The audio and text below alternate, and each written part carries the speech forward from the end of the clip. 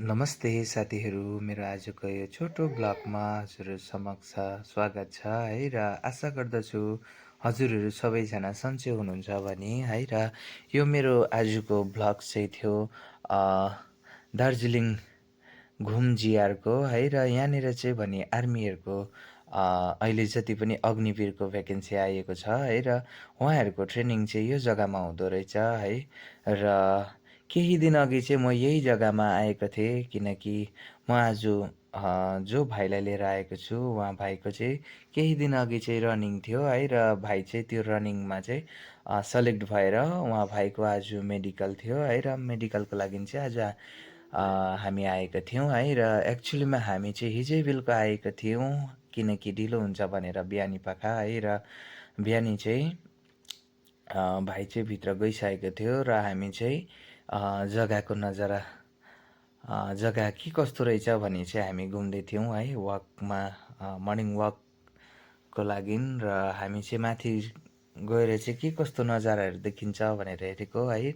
तर यहाँबाट भने चाहिँ साथी हो, कञ्चनजङ्घा चाहिँ एकदमै रमाइलो अनि एकदमै धेरै क्लियर देखिँदो रहेछ है। र दार्जिलिङ सहर पनि हेर्नुहोस् न, कति रमाइलो देखिँदो रहेछ यो जग्गाबाट है। र यहाँबाट मात्रै होइन, यही जग्गाको अलिकति तल्लोपट्टिबाट पनि एकदमै क्लियर देखिँदो रहेछ है। र म चाहिँ उहाँ त्यो तल्लो जग्गामा गएर पनि हजुरहरू समक्ष देखाउँदैछु है। हेर्नुहोस् न, जुम गरेर हेर्दा पनि के मजाको देखिएको है। र त्यत्तिकै आजको दिन कटाउन थाल्यौँ। र आज चाहिँ भोलि चाहिँ मेरो आमाको श्राद्ध हो है। र त्यसैले म चाहिँ आज कपाल खौरिनु पर्ने भयो है। घरदेखिको बाहिरै भए पनि कपाल त खौरिनै पर्यो। र त्यसै कारणले म चाहिँ कपाल खौरेर फर्किन थालेँ है। र म मात्रै होइन, मसँग उहाँ दादा पनि जानुभएको थियो साथी है। र त्यसैले गर्दा हामी दुई भाइ चाहिँ फर्किन थाल्यौँ।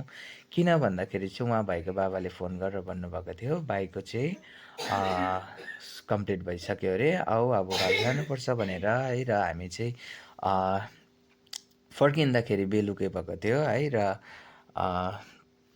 बेलुकीको नजारा पनि हेर्नुहोस् न साथी हो, एकदमै रमाइलो देखिँदो रहेछ दार्जिलिङ घुम जिआरको माथि बाटोबाट है। र त्यही हुँदाहुँदै हामी अगाडिको जलपाहाडीको पानीको ट्याङ्कको छेउमा पुग्यौँ है। र पानीको ट्याङ्क चाहिँ यो निलो कलरको देखिरहनु भएको छ, यो चाहिँ यहाँको पानीको ट्याङ्क हो है। र यो बाटो चाहिँ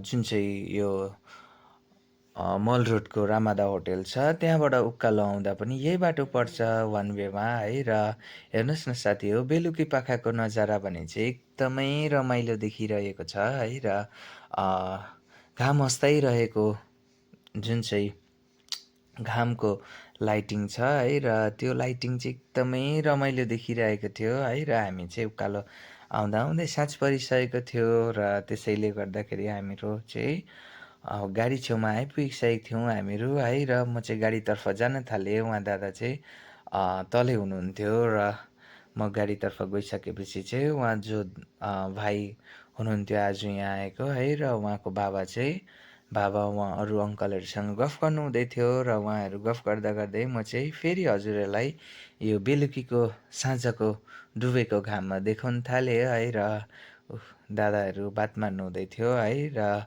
उहाँ अर्को अङ्कलको चाहिँ छोरा अनि उहाँको भतिजो केटो दुईजनाको जोइनिङ भएछ है। र उहाँ चाहिँ एकदमै खुसी भएर हामी सबैलाई खबर सुनाउनु हुँदै थियो। हामी त्यही खबरहरू सुनेर चाहिँ हाम्रो भाइलाई लिएर फर्किँदै थियौँ बेलुका घर है। हामी फर्किन थाल्यौँ र फर्किँदा फर्किँदै चाहिँ यो हजुरहरूले जुन चाहिँ बाटो देखिरहनु भएको छ यो चाहिँ हो मम्पूको है। र मम्पूको बाटोमा चाहिँ हेर्नुहोस् न, एकदमै बलुवा गिटीहरू चाहिँ एकदमै बाटोमै झारेको रहेछन् है। र उहाँहरूले बाटो पनि अलिकति नसोची झार्नु भएको रहेछ।